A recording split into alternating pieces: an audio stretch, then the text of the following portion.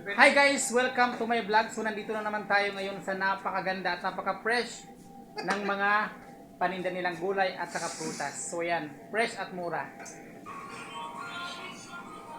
So yan mga idols, alam nyo ba, yung 1 kilo nila na kamatis ay 3 real lang mga idols. Oh. Ayan, bago yung kanilang kamatis, 3 real 1 kilo. So di ba? 45 pesos lang sa pera natin ang 1 kilo nito. Napakamura.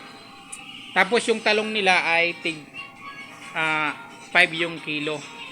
So 75 lang ang per kilo. Philippine money 75. Ayan, mga idols oh. Ang 1 kilo ng talong ay 75 pesos sa pera natin, 'di ba? Napakamura ng talong nila. Tapos yung bawang nila 5 real ang kilo. So 75 sa pera natin. 75 pesos sa pera natin ng 1 kilo. So napakamura.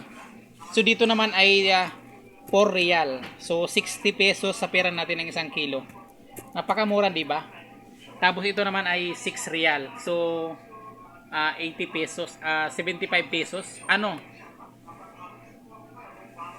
pesos 1 kilo mga idols.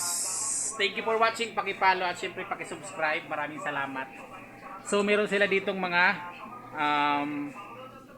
kalabasa. So dalawang klaseng kalabasa nila. Oh, where's my friend? Hey. Iniwanan na ako. So bye bye guys. Thank you for watching. Follow and share. Please subscribe. Salamat.